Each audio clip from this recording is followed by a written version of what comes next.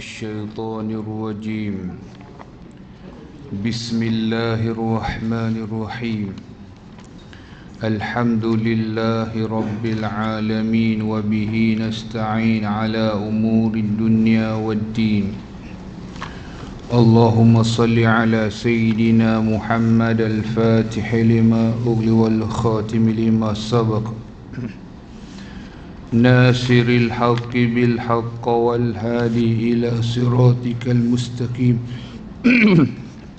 وعلى آله وصحبه حق قدره ومقداره العظيم سبحانك لا علم لنا إلا ما علمتنا إنك أنت العليم الحكيم قال رب اشرح لي صدري ويسر لي أمري واحلل عقدة من لساني يفقه قولي ولا حول ولا قوة إلا بالله العلي العظيم ولا حول ولا قوة إلا بالله العلي العظيم بمئة ألف ألف ألف لا حول ولا قوة إلا بالله العلي العظيم نوينا تعلم والتعليم والتذكر والتذكير والإفادة والاستفادة والحث على التمسك بكتاب الله وبسنة رسول الله صلى الله عليه وسلم والدعاء إلى الهدى والدلالة على الخير ابتغاء وجه الله ومرضاته وقرب وثوابه آمين اللهم آمين عما بعد السلام عليكم ورحمة الله تعالى وبركاته.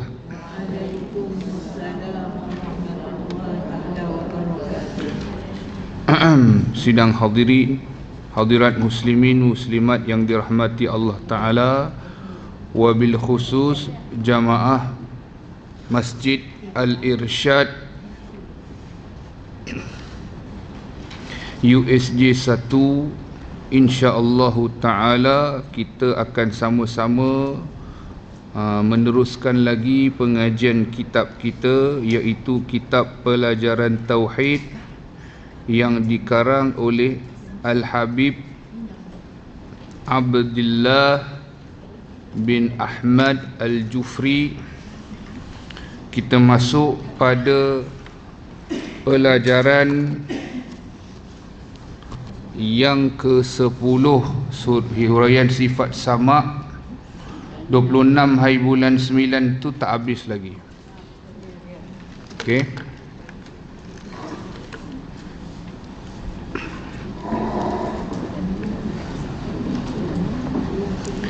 Jadi pelajaran yang ke-10 masih lagi. Qala musannifu rahimallahu wa nafa'ana bi'ulumihi fi daraini amin. Dalil nakalnya ialah firman Allah Subhanahu wa ta'ala, laisa kamislihi syai' wa huwas sami'ul basir. Surah Asy-Syu'ara ayat 11. Tiada sesuatu yang serupa dengannya Allah, dia yakni Allah maha mendengar lagi maha melihat. Dalam kuliah yang lepas kita telah pun sama-sama pelajari bahawasanya sifat wajib yang ke-11 bagi Allah itu adalah sifat sama', ertinya mendengar, atau diterjemah boleh dengan maha mendengar ataupun dengan pendengar. Justru kita wajib percaya. Bila kita wajib percaya, wajib pada apa? Kalau sifat wajib bagi Allah, wajib pada apa? Akal. Bila kita wajib percaya, wajib pada kita. Kita ni bila kita wajib percaya, wajib pada kita. Tak faham tu? Siapa tak faham soalan?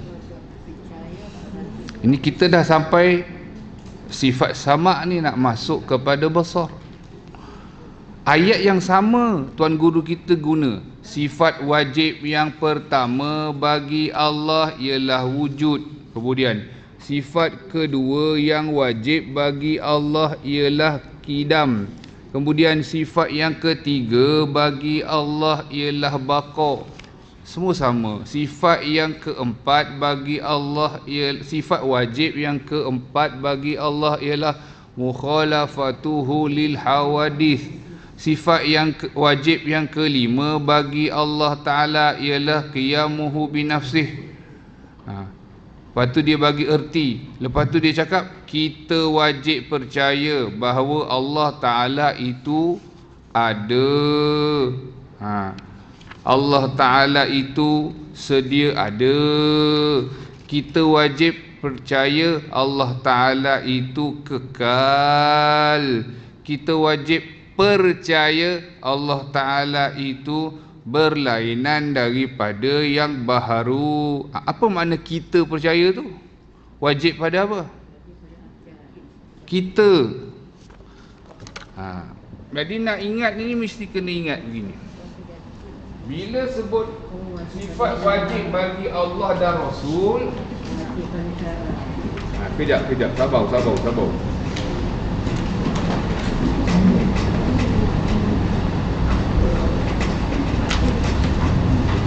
Jadi bila sebut sifat wajib bagi Allah dan Rasul, mana wajib pada akal. Yakni bila sebut wajib pada akal, akal tak boleh terima akan ketiadaannya. Yang inilah yang kita belajar 20 sifat yang wajib.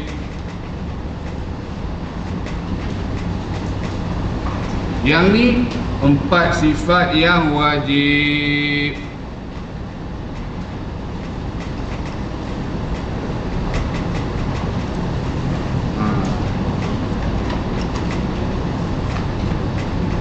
Nak ingat senang. Fatona, amanah, siddiq,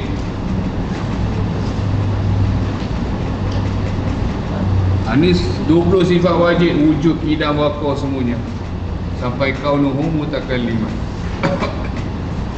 Jadi ingat, bila kata sifat wajib bagi Allah dan bagi Rasul, makna wajib pada akal.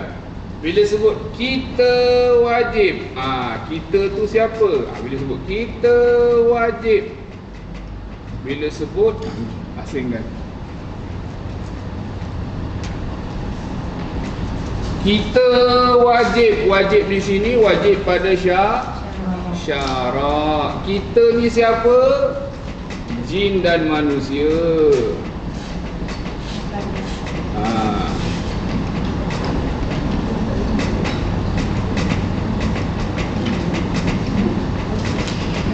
Boleh?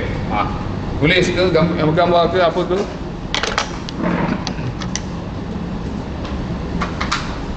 Jadi bila semua ayat dia sama. Sifat wajib yang ke berapa tu? 10 ke 11? 11. 10. Sifat wajib yang ke-10 bagi Allah ialah sama. Jadi bila sebut sifat sama tu adalah wajib pada akal. Nanti kita belajar Allah sifat Rasul yang wajib fatana. Nak ingat ni saya buat ni FAST. Nak bagi senang. Ingat. Fatana wajib pada apa? Pada akal. Kita tak boleh terima seorang Nabi Rasul tu bodoh. Tak boleh terima. Kalau bodoh, tak boleh debat, tak boleh hujah dengan orang yang tak percaya ke Nabi Rasul. Mustahil pada akal. Amanah, nanti kita belajar. Kalau seorang Nabi tak amanah, mungkin dia akan khianat. Jadi mustahil seorang Nabi tu khianat. Akal tu tak boleh terima. Sebab tu dikatakan wajib pada akal. Akal tak boleh terima, tak ada. Tak ada sifat-sifat ni. Akal tak boleh terima. Bukan tak ada tu, tak boleh terima. Tak boleh terima tak adanya sifat sama, sifat kalam, sifat basar. Bila mustahil pada akal, akal pula tak boleh terima adanya. Adanya binasa, adanya pekak, adanya bisu, adanya buta, adanya mati. Mustahil pada akal, akal tak boleh terima adanya. Boleh? Jadi kita dah harum ni banyak, dah banyak ni dah sampai pelajaran ke berapa ni? Jadi itu maksud saya, ya, sebab maksud saya tu kita dah nak habis ni. Maksud nak habis tu habis bab ketuhanan tu.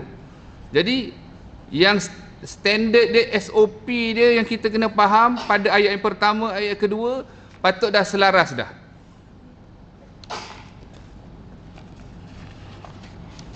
Bila tengok ayat yang pertama, semua sama je. Sifat wajib yang ke-11 bagi Allah. Wajib pada? Wajib pada? Mungkin siapa yang tak pernah dengar. Kalau tak pernah, tak apa. Yang dah biasa dengar, ataupun tak faham juga macam mana?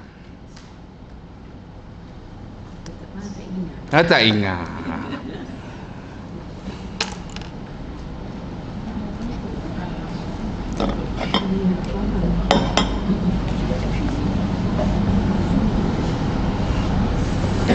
Tapi ulang-ulang insya-Allah ingat kan? Tu pasal dah sebelah dah. Campur basar kan 12, kalam 13. Kira habis tu. Maksud habis tu dari sudut pendapat yang rajih, sifat wajib bagi Allah ada 13. Manakala pendapat yang masyhur 20, sebagaimana yang kita kenali pengajian kita sifat 20. Baik. Kalau kita baca balik ayat yang pertama tadi, sifat wajib yang ke-11 bagi Allah ialah sama, ertinya mendengar. Apa maksud sifat wajib tu? Bismillah. Wajib pada akal. Bahawa Allah Ta'ala tu maha mendengar. Apa makna wajib pada akal? Akal tak boleh terima ketiadaannya. Tu. Apa maksud ketiadaannya? Ketiadaan sifat sama tu. Ketiadaan sifat basar tu. Sebelum ni kita belajar kudrah, iradat, ilmun, hayat kan. Sebelum tu kita belajar qidam, baqa, mukhalafatuhu lil hawadith. Kemudian qiyamuhu binafsih, wahdaniyah. Semua tu kita tak boleh terima, tak ada. Itu maksud dia. Maksud dia sifat wajib bagi Allah. Makna wajib pada akal. Kemudian ayat yang kedua, same thing, before dan selepas, iaitu apa dia? Baca sama-sama. Kita wajib percaya. Bila sebut kita tu apa? Tengok tu. Kita yakni jin dan manusia, yakni yang mukallaf. Wajib di sini wajib pada syarak.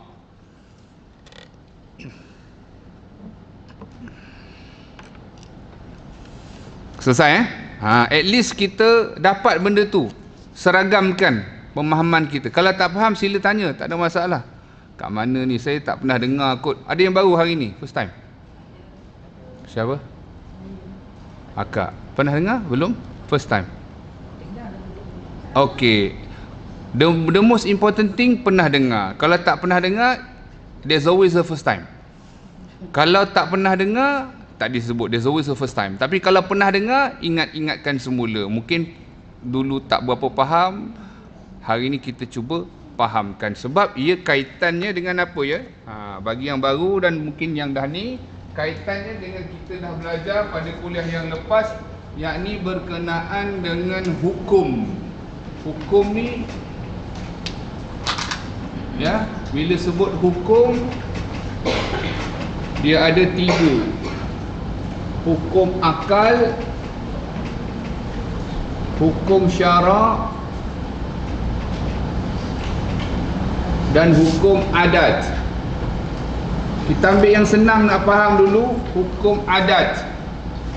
Hukum adat ini hukum kebiasaan Biasanya orang dah percam, orang dah, kalau macam ni lah natijahnya. Kebiasaan, adat kebiasaan.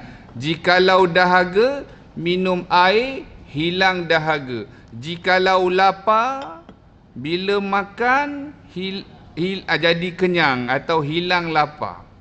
Apa nama? Bila ada pisau, memotong kebiasaannya. Adapun api, kebiasaannya membakar.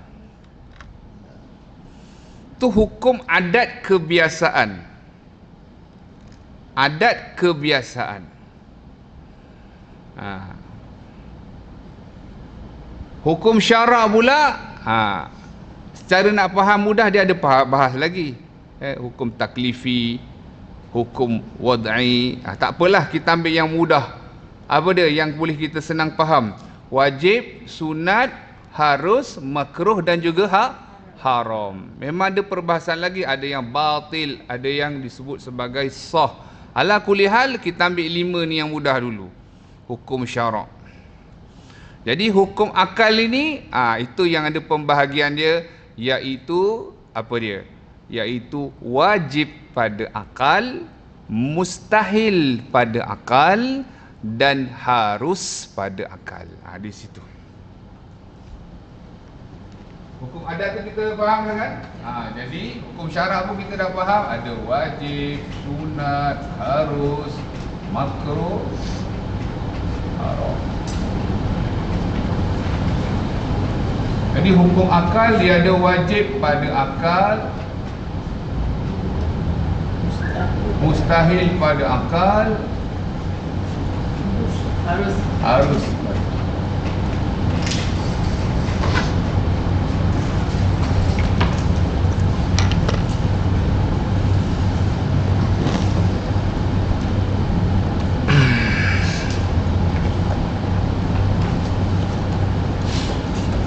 So yang ni lah yang kita belajar, yang kita tiap-tiap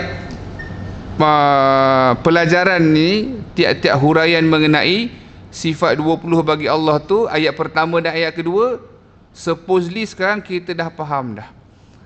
Ayat pertama wajib pada akal, ayat yang kedua wajib pada syarak. Kalau dia terbalikkan pun, contoh dia tulis, tiba-tiba dia tulis kita wajib percaya bahawa Allah tu maha mendengar dengan tidak berperantaraan. Tiba-tiba ayat kedua jadi sifat wajib yang ke-11 bagi Allah ialah sama, pun kita tak confuse dah. Sebab kita wajib tu wajib pada syarak.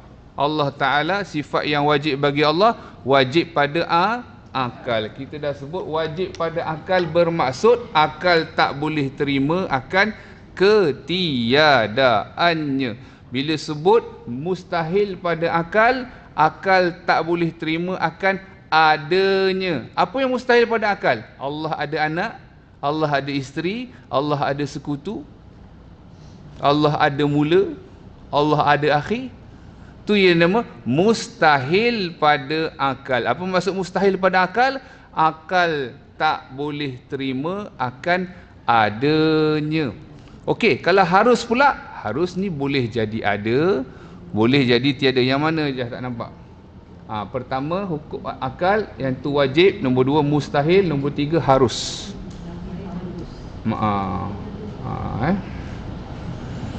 Tak apa yang nak ambil gambar ke, nak zoom ke, ada telefon yang jenis boleh ke LCC pun nampak kan. Suka tu pula.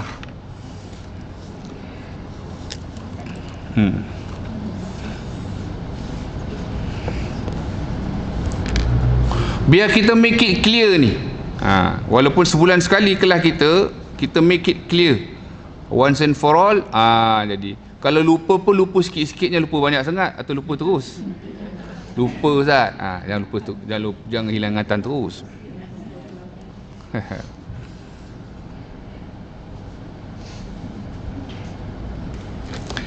Baik. Okey dah, itu dah selesai. Jadi Allah mendengar, tak ada perantaraan. Perantaraan apa? Sebab ada yang cakap kita dah masuk basar, Ustaz. Ya, basar sama tak selesai lagi. Tak perantaraan tu apa makna? Tiada perantaraan, tiada perantaraan. Contoh suara, tiada perantaraan gelombang, tiada perantaraan bunyi, tiada perantaraan, kat bawah tu ada tulis juga, tidak seperti makhluk yang mendengar dengan perantaraan telinga. Maha suci Allah daripada sebarang sifat persamaan dengan makhluk.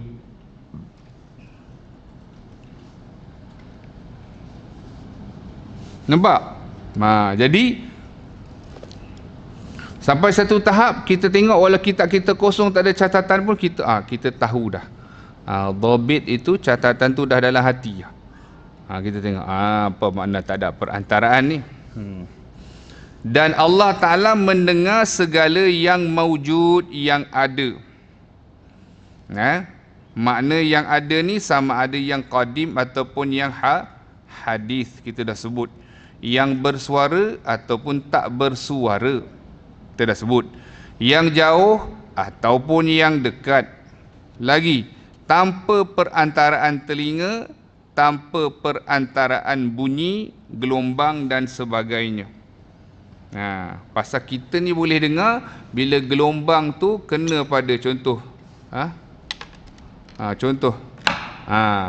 Jadi gelombang tu bunyi macam ni, dia kena pada hit pada sesuatu dan frekuensi tu kena pada gegendang telinga kita, dan dia transmit gelombang tu, frekuensi tu ke otak kita. Jadi dia proses. Tapi proses tu berlaku simultaneously. Maha suci Allah. Kalau dia lagging ataupun dia lambat, macam video lah, video lambat internet kurang ke apa benda kan. Gitu. Boleh? Masya-Allah.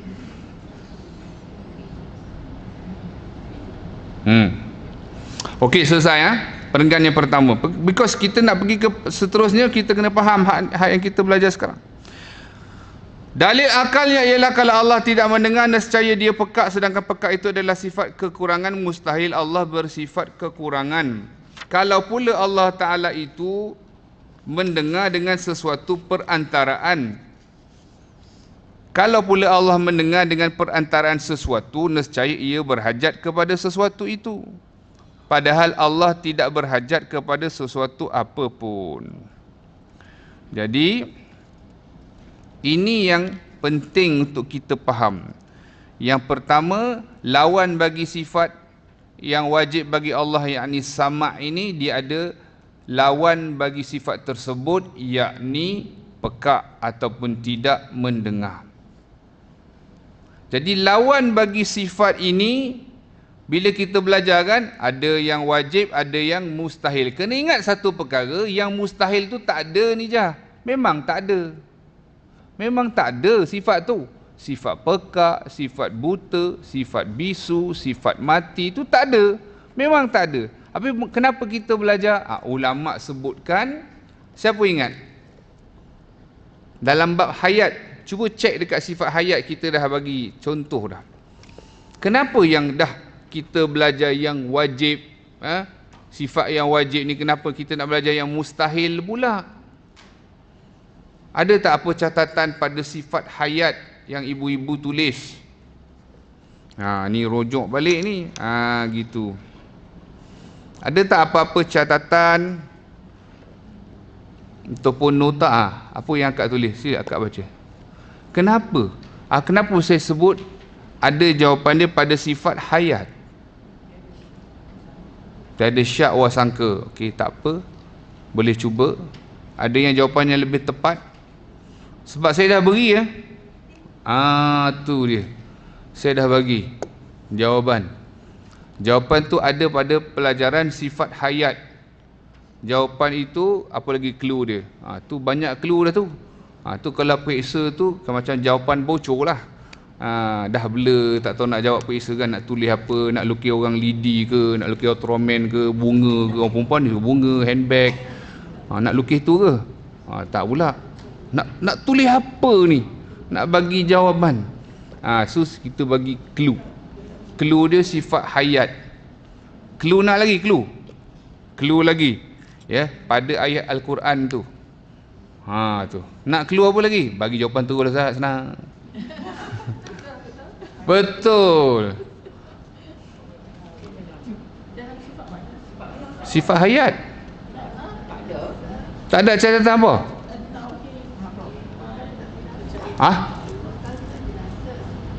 Tak, saya sedang cerita tentang dalam sifat hayat ada dalil di dalam Al-Quran mengenai sifat mustahil bagi Allah.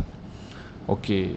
Sifat mustahil itu ibu-ibu memang tak ada pun bagi Allah. Tak ada. Tapi kenapa ulama tauhid dia letak wajib mustahil? Harus pun ada dalil dalam Quran. So sifat mustahil tu ada tak dalilnya? Ada. Saya bagi clue, tengok sifat hayat. Clue kedua dalam ayat Al-Quran itu. Cuba baca. Cuba baca ayat Quran dalam sifat hayat. Apa ayat Al-Quran dia? Seorang baca.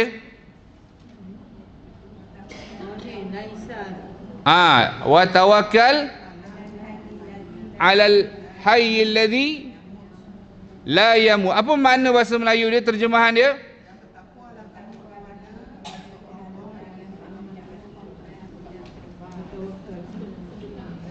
Jumpa tak ibu-ibu yang lain? Bertawakallah. Apa yang ibu-ibu nampak bila kita baca terjemahan dia? Ada apa yang nampak kontra tak? Apa dia? Lagi? Termasuk sifat kekurangan dan maha suci Allah adalah tiada kekurangan. Okey. Tidak sama dengan makhluk. Okey. Tidak memerlukan yang lain untuk menjadikannya. Betul. Tidak berbilang. Okey. Itu semua betul. Betul. Tetapi kalau ditanya soalan yang saya tanya tadi, berdasarkan pelajaran kita dalam sifat hayat dan lebih khusus berdasarkan ayat Al-Quran surah Al-Furqan ayat 58, ayat yang berbunyi wa tawakkal 'alal hayyil ladzi la yamut, ya, maksud dia, dan bertawakallah kamu kepada Tuhan yang hidup, yang tidak mati ataupun yang hidup tidak mati. Apa yang kita nampak di sini, keyword dia, ibu-ibu ingat, dalam kitab ibu-ibu semua tulis perbandingan. Al-Quran melakukan perbandingan, tulis di situ. Itu keyword dia. Keyword dia. Kata kunci dia. Kata kunci dekat mana? Yang hidup tak mati tu. Kat situ buat catatan sikit, buat asterisk ke, buat star ke, ikutlah. Jangan buat Shopee, TikTok pula kat situ. TikTok macam-macam bunyi tu dengar. So buat dia macam tu. Kat sini dekat ayat tadi tu dia tidak yang maha hidup, yang tak mati, buat tulisan Al-Quran membuat perbandingan. Kalau tak nampak saya baca, ya. Dan ini adalah, tak nampak tak apa saya baca, ibu-ibu tulis uslubnya Al-Quran. Saya ulang, ya. Buat catatan pada surah Al-Furqan 58 tu, buat tanda bintang ke asterisk ke.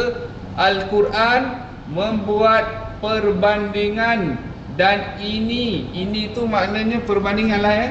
Ini tu merujuk kepada perbandingan adalah uslub. Apa makna uslub? Kaedah. Okey, kalau tak dapat tanya saya semula. Tulisan dah jauh macam spider web dah kita. Saya baca. In that case saya baca. Ibu-ibu tulis saja. Buat catatan pada surah Al-Furqan ayat 58, gariskan yang hidup tidak mati. Okey, apa catatannya hak ni? Al-Quran membuat perbandingan. Dan ini ni makna perbandingan adalah uslub. Apa makna uslub? Kaedah Al-Quran. Ada tambah lagi tak nak faham? Ya, sikit lagi. Adalah uslub Al-Quran dalam sambung menerangkan sesuatu yang penting. Jadi bila Al-Quran nak terangkan sesuatu, dibuat perbandingan sebagai kaedah dia, uslublah bahasa Arab dia, kaedah dia dalam menerangkan sesuatu yang penting. Jadi kalau ditanya soalan kepada ibu-ibu lepas ni, ada tak yang ulama buat sifat kita belajar, kan? Kita belajar sifat Allah, kan? Yang kita belajar semua tu ada 3 kan, betul tak? Wajib, betul? Kemudian mustahil. Okey. Dan yang ketiga harus. Semua ni ada dalil dalam Al-Quran. Kalau sifat wajib tu 20 lah dalil dia. Mustahil bukan 20 dalil dia. Surah Al-Furqan tadi mewakili semua. Surah Al-Furqan tadi 58 tu tak? Betul ke? Furqan 58 tu mewakili semua sifat mustahil bagi Allah. Sebabnya tadi kita dah baca, wa tawakkal 'alal hayyil ladzi la yamut, dan bertawakallah kepada Allah yang maha hidup, yang tidak mati. Ada hidup dan mati. Ada kontra tak? Ada kontra. Ada perbandingan tak? Ya, perbandingan. Sebab apa ada perbandingan? Bila Al-Quran nak buat perbandingan, Al-Quran membuat perbandingan, ya. Dan ini, yakni perbandingan adalah uslub Al-Quran dalam menerangkan sesuatu yang penting. Jadi kalau ada orang tanya, benda apa ni, kerja ada, kerja tak ada, dia tak ada, kerja ada, kerja tak ada, semuanya ulama tauhid dia dah ada kaedah dia. Ulama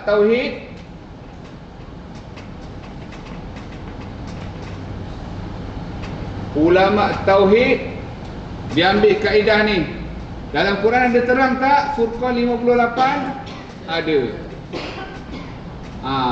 That's why lah dia ambil kaedah tu. Al-Quran dia terangkan sesuatu yang penting, dia buat perbandingan. Ibu-ibu kalau mengaji fiqh, kita belajar tak tentang perkara yang membatalkan solat contohnya? Betul tak? Pasal apa kita belajar perkara yang batal solat? Supaya kita tidak melakukan perkara tersebut. Sebab kalau kita lakukan, jadi batal solat, jadi batal puasa dan sebagainya, haji dan sebagainya. Justru kita belajar untuk apa? Supaya kita tak melakukannya. Mesti ada orang tanya, pasal apa pula kita belajar sifat mustahil? Supaya di hati kita tak beriktikad sifat yang mustahil itu ada pada Allah. Nama pun mustahil. Kita dah belajar mustahil pada akal. Apa dia? Akal tak boleh terima akan adanya. Siapa yang tak faham boleh tanya. Tak apa, it's okay. Kita jumpa sebulan sekali, nak tanya pun sebulan sekali, baik kita tanya sekarang.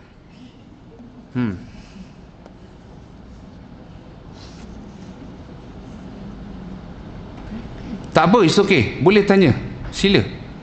Kat mana yang tak faham? Ke faham? Dia ada 2 je. Kalau senyap, ada 2 saja. Faham betul ataupun betul-betul tak faham.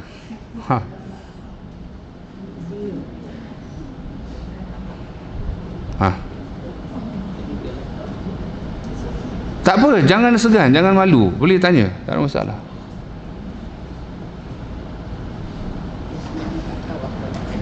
Tak tahu apa nak tanya. Tapi At least dia punya gambaran tu nampak tak? Itu yang penting. Pasal macam-macam gambar dah buat kat sini gitu. Okey, kan? Kurang-kurangnya nampaklah dia punya, orang kata dari segi perbahasan itu kita sedang membahas mengenai sifat sama. Walaupun kita sedang bahas sifat sama, saya ulang kaji yang belakang-belakang supaya ingat semula yang kita belajar. Lepas tu saya kata tengok pada sifat hayat, pasal apa nak patah balik Ustaz? Kita ni sekarang nak move forward je. Macam mana nak move forward kalau kita kita punya ammunition tertinggal, kita punya senjata tertinggal, perisai tertinggal, nak menonong ke depan je, tak boleh. Sebab tu ingin juga saya tegaskan, sebab ada setengah orang yang beranggapan dan memandang lekeh the power of doa. Ada orang yang kata takkan kita nak doa saja, bila nak berjuangnya.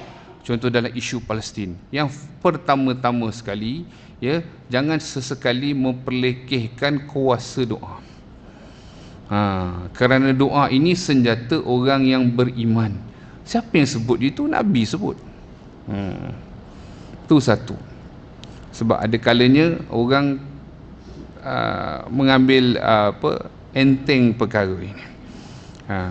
InsyaAllah bila waktu dia tiba, maka yang paling penting sekarang kita asahkan iman kita dan takwa kita, dan jangan tinggalkan doa untuk mereka.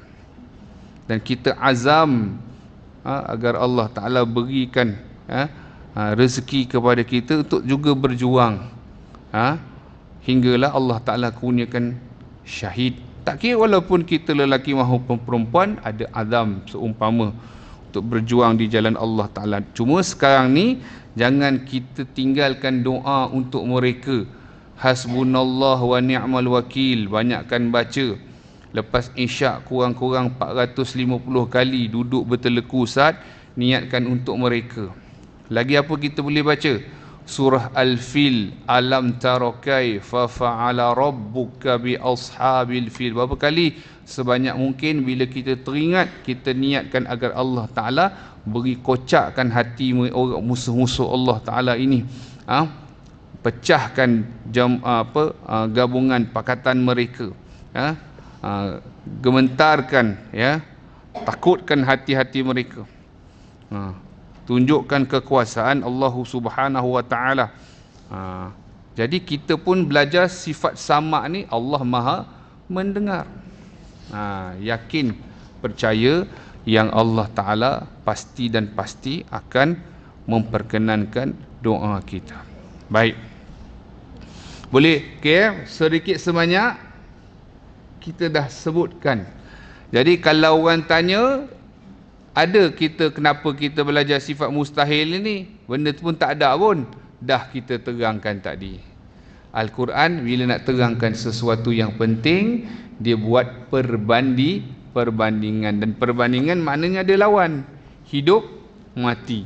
Dalam satu ayat Allah sifatnya maha hidup, tidak mati. Jadi kiaskan dengan sifat-sifat yang lain bagi Allah. Ada lawannya tiada. Kidam sedia ada, lawannya ada mula. Baqa artinya kekal, lawannya fana binasa. Mukhalafatuhu lil hawadith, bersalahan Allah Ta'ala dengan sesuatu yang baru, lawannya mumatsalatu lil hawadith, sama pula dengan segala sesuatu yang baru. Mana mari kita dapat punca dia? Al-Furqan ayat 58. Ada lagi tak ayat yang senang? Surah Al-Ikhlas lah. Qul huwallahu ahad, Allahus samad, walam yakul lahu kufuwan ahad. Ayat yang pertama dan kedua pernyataan. Ayat yang ketiga dan yang keempat penafian. Pertama disebut Allah Ta'ala Maha Esa. Allah Ta'ala tempat meminta bergantung harapan segala makhluknya. Yang ketiga penafian. Ada lam yalid wa lam yulad, lam yalid wa lam yulad. Allah tidak ada, tidak tak beranak dan tidak diperanakkan lagi. Allah tidak ada, walam yakul lahu kufuwan ahad, dan tidak ada sesuatu yang serupa dengannya Allah. Ada perbandingan tak? Ada. Selesai. Di situlah diambilkan ya contoh sifat mustahil bagi Allah. Baik. Allah itu satu. Kalau tidak mendengar, nescaya dia pekak, sedangkan pekak itu sifat kekurangan. Mustahil Allah bersifat kekurangan. Yang tadi Acik bacakan tadi, yang Acik huraikan tadi tu, tu masuk dekat situ. Okey. Kalau pula Allah mendengar dengan perantaraan, nescaya sesuatu, nescaya ia berhajat kepada sesuatu, padahal Allah tidak berhajat kepada sesuatu apapun. Ini kembali kepada sifat qiyamuhu binafsih. Allah tak berhajat kepada segala sesuatu. Ini baru kita masuk yang tadi kita baca. Dalil nakalnya ialah ya tadi kita baca laisa kamislihi syai' wa huwas samiul basir. Ibu-ibu tengok dalam satu ayat ada berapa dalil sifat wajib bagi Allah? Cuba kira. Sifat wajib bagi Allah ada 20 kan? Dekat situ ada berapa? 2. Ada jawapan lain?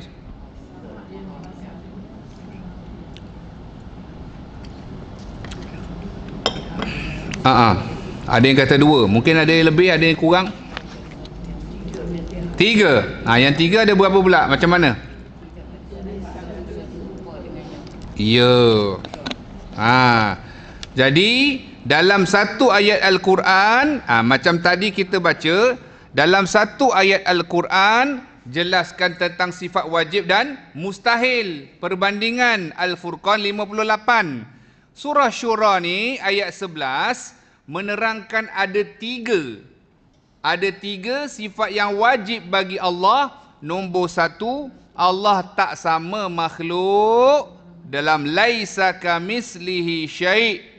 Yang kedua, wa huwas sami', mendengar. 2, al-basir, melihat. Jadi kalau kita ada orang contohlah buat catatan pada surah Syura tu ayat 11, catatan sekiranya, kalau tak dapat suruh saya ulang, sekiranya ada yang mempertikaikan, sekiranya ada yang mempertikaikan dalil pengajian sifat 20. Saya ulang, sekiranya ada yang mempertikaikan dalil pengajian sifat 20, koma, buat koma, cukuplah ayat surah Syura ini, cukuplah ayat 11 surah Syura ini menjadi dalilnya. Cukuplah surah Syura ayat 11 ini menjadi dalilnya. Kerana, ni kerana tu penting tu. Kerana ada 3 sifat wajib bagi Allah. Kerana ada 3 sifat wajib bagi Allah di dalam satu ayat. Kerana ada 3 dalil sifat wajib bagi Allah di dalam satu ayat, iaitu dalil mukhalafatuhulil hawadith, dalil sifat sama', dalil sifat basar. Cikgu dapat? Baca, cikgu, sila. Dengar kuat sikit cikgu, please, thank you. Sekiranya ada yang mempertikaikan dalil pengajian sifat 20, cukuplah ayat surah Syura ini menjadi dalilnya, kerana ada 3 sifat wajib bagi Allah di dalam satu ayat. Betul. Iaitu Iaitu tak apa. Iaitu sifat mukhalafatuhu lil hawadith, sifat sama dan sifat basar. Okey tak? Bagi ibu-ibu yang pertama kali ke kedua kali dalam pengajian ni, boleh faham tak kaedah macam mana kita buat cara satu-satu kita pergi. Kita tak kalut nak, kita tak kejar 100 meter ni. Kita main marathon je ni. Tu. Gitu. Mari pergi satu-satu. Lumat, kita bagi lumat faham. Jadi kalau ada nak corner sini, kita dah boleh ke sini. Dia nak corner situ, nak pusing kita, kita boleh sini. Dia tak ada ruang. Sebab itu, sebab itu, banyak di kalangan yang tersesat jalan, contohnya ikut Wahabi ke ikut Syiah, bila dia dengar penerangan-penerangan ini, dan yang pada hakikatnya Allah Ta'ala membukakan pintu hati mereka, mereka akhirnya akur. Akur. Sebab apa? Dulu kalau kita tengok, mereka sering sebut kita pegang Quran sunnah saja. Kalau yang lebih teruk macam anti hadis, dia pegang Quran saja. Anti hadis, dia ada anti hadis, ada anti hadis semua, ada anti hadis palsu je. Macam-macam. Palsu tu betul lah. Hadis dhaif, palsu tu memang palsu. Kalau hadis dhaif tu bukan palsu. Jadi kembali kita, contoh kalau dia kata kami ni pegang Quran saja, kami tak pegang hadis, dia kata. Sebab dia kata pegang Quran ni, kalau tak pegang Quran lagi inilah kan. Tapi dia ingat kalau tak pegang hadis dia kira selamat, tak selamat. Tak pegang hadis, minta maaf. Kalau dia kata dia tak pegang hadis, dia selamat ke? Dia pegang Quran saja? Tak. Jadi kita kata macam ni. Kita kata kepada mereka, kamu kata kamu pegang Quran sahaja, kamu tak nak pegang hadis. Jadi cuba buka muka surat, bagi ibu-ibu yang ada buku kecil ni, muka surat 31. Buku besar ibu-ibu cari pelajaran yang ke-15. Buku besar cari pelajaran yang ke-15. Buku kecil yang ni 31 muka surat dia. Buku besar ibu-ibu cari pelajaran yang ke-15, huraian sifat-sifat wajib bagi Rasul. Dah jumpa, beritahu saya muka surat berapa? 24. Cuba tengok As-Siddiq tu, jumpa tak? As-Siddiq, jumpa ya? Kalau orang yang dia kata, sebab ada, minta maaf sebutlah, kadang-kadang golongan-golongan bandar ni yang banyak ikut anti hadis ni, golongan luar bandar tak ikut, golongan-golongan elit dan sebagainya, dia duk ikut ni anti hadis ni. Jadi dia cakap dia pegang Quran saja tak? Jadi kita jawab, kalau begitulah kamu kata pegang Quran saja, maka cuba kamu tengok surah An-Najm ayat 3 hingga ayat 4 dalam Al-Quran. Cuba tengok ibu-ibu. Nampak tak? Jumpa tak? Wa ma yantiqu 'anil hawa in huwa illa wahyun yuha. Muka surat besar, jumpa tak? As-Siddiq 25. Ayat Quran An-Najm 3 hingga 4. Buku besar muka surat 31. Buku kecil muka surat 31.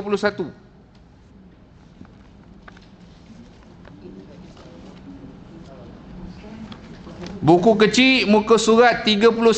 Buku besar muka surat 25. 25 buku kecil muka surat buku ni 31. Buku besar 25. Allah berfirman apa Quran ini, ayat Quran? Wa ma yantiqu 'anil hawa in huwa illa wahyun yuha. Dia nak letak mana ayat Quran ni? Dia nak buang mana geng anti hadis ni? Allah sendiri memberi pengiktirafan, apa dia? Dia tidak berkata-kata menurut hawa nafsunya. Siapa? Rasulullah. Apa yang dikatakannya, yakni Rasulullah, itu adalah nampak tak? Sebenarnya orang sesat ni, golongan sesat, dia memang tak ada hujah. Dia tak ada hujah. Sama macam bila isu-isu yang timbul ni, ya, ada golongan yang kononnya memperjuangkan Al-Quran dan hadis sunnah, Al-Quran dan sunnah.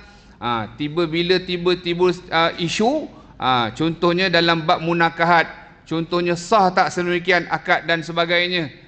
Tiba-tiba apa? Tiba-tiba dia nak ikut ijma' pula. Dia kata ijma' kata sah.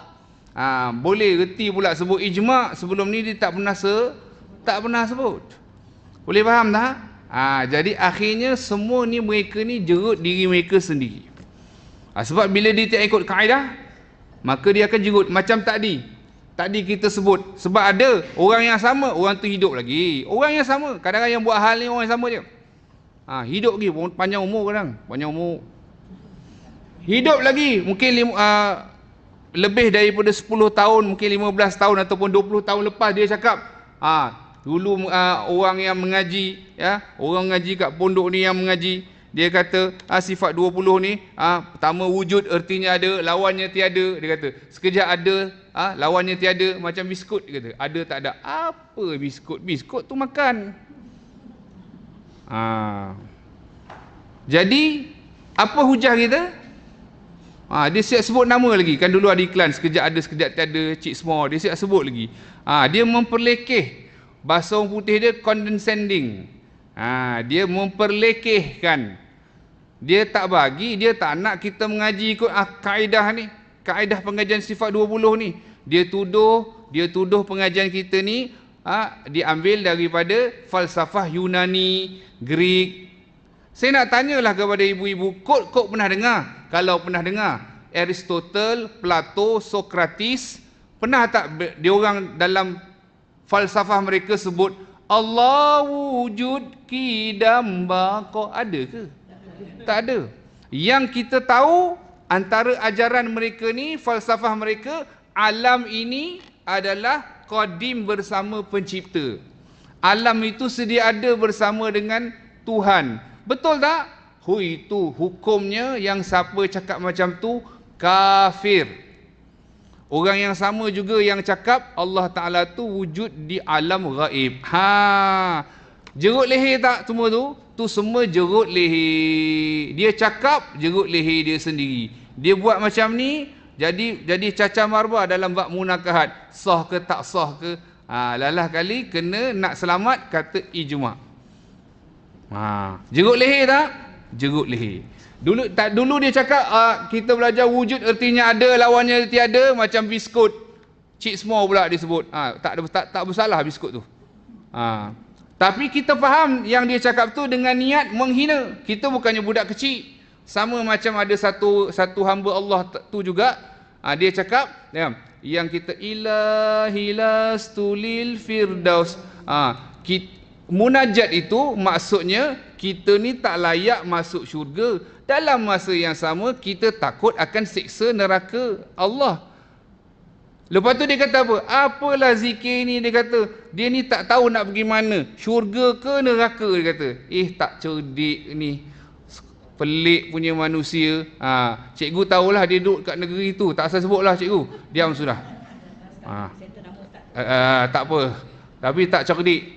Kita ingat dah lama-lama sel otak berhubung, minum susu tak? Ingatnya tak. Last kali dia cakap apa? Terima taubatku dan ampunkan dosa-dosaku.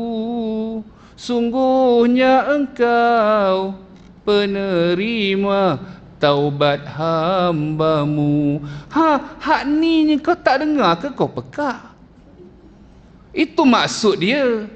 Bukan tak tahu nak pergi syurga ke neraka. Ini kita orang yang kesian. Dan seorang pun daripada mereka ni tak tarik lagi kata-kata yang mereka telah keluarkan. Itu namanya sombong. Faham? Jadi yang tadi kita belajar, ada sifat mustahil bagi Allah. Bukan ada, sifat tu tak ada. Kita belajar supaya apa? Tidak kita iktikad. Sifat tu tak ada tak? Memang tak ada. Habis apa sebab kita belajar? Supaya kita tidak beriktikad sedemikian rupa. Supaya sifat mustahil itu kita tidak ada iktikad kita di dalam hati ada seumpama. Ada tak percontohan di dalam Al-Quran? Tadi dah kita tengok surah Furqan ayat 58. Kalau dia pertikai adanya koma-koma ni, kalau perak koma-koma ni, mengaji sifat 20 ni, demo-demo lah ni tak serupa mula, gitu tu kelantar pula. Kata kalau depa kata puak-puak kita ni mengaji sifat 20 ni, mana dalil?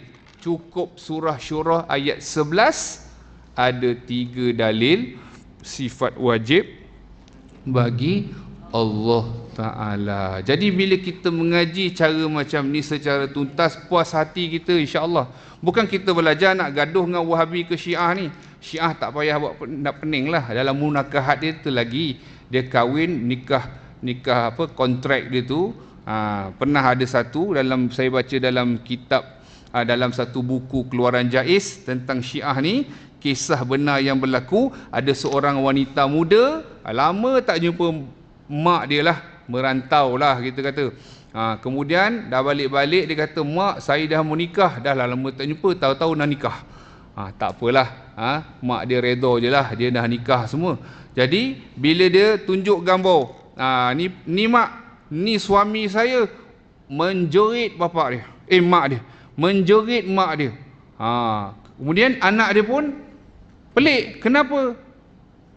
Suami kau ni bapak kau, bapak kau. Dua-dua menjerit, nak pengsan, nak meraung habis.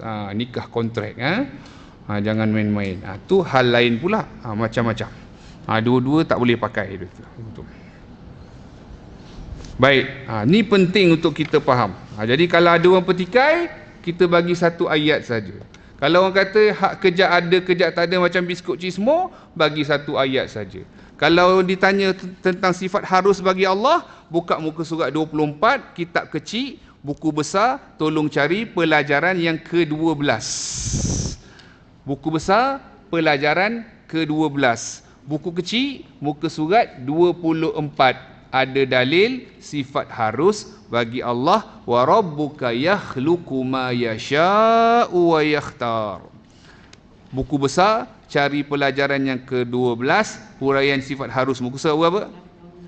18 buku besar, buku kecil muka surat 24. Jadi semua yang kita belajarkan, tengok kat bawah tu. Sifat Allah ada yang wajib, mustahil dan harus. Semuanya ada dalilnya di dalam Al-Quran.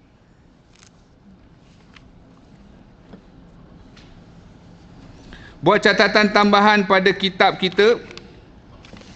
Ibu-ibu catat tambahan surah Al-Baqarah ayat 256. Apa dia ibu-ibu? Surah Al-Baqarah ayat 256. Saya ingat ibu-ibu tak payah tulis, boleh terus hafal. Ikut saya. Wallahu sami'un alim. Lagi 2 kali. Wallahu sami'un alim. Yang ketiga, wallahu sami'un alim. Al-Baqarah tulis. Al-Baqarah ayat 256. Tak ada kat situ, tulis. Al-Baqarah 256. Ayat dia apa? Ibu-ibu baca ramai-ramai. 1, 2, 3. Bismillah. Dah terhafal satu ayat Al-Quran. Terhafal tu makna dengan tak sengaja tu. Duk ulang sekali lagi. Wallahu. Kita nak tahu tak tahu, tengok bulan depan panjang umur macam mana. Pendek je. Sebenarnya senang, ada 3 lafaz. Allah, Sami', Alim. Ada waw dekat depan. Wallahu Sami'un Alim. Ayat surah Al-Baqarah ayat 256. Dan ingatlah, Allah Ta'ala maha mendengar lagi maha mengetahui. Itu tambahan lah. Ibu-ibu kan dalam kitab tu tak ada. Lah ni tulis Al-Baqarah 256. Kalau tak ingat, rojok balik. Kita tengok dekat bawah. Maka tetaplah Allah bersifat dengan sifat sama, iaitu maha mendengar, dan mustahil atasnya sammam, iaitu peka. Jadi mustahil bagi Allah Ta'ala sifatnya pekak. Berapa hari bulan ini? 24 ya? Kita akan sambung pada kuliah yang akan datang pada huraian sifat basar. Boleh je kita nak belajar tadi sifat basar, tapi sifat samak tak selesai lagi. Macam mana kita nak teruskan? Tapi boleh faham tak takan ni pada hari ini? InsyaAllah.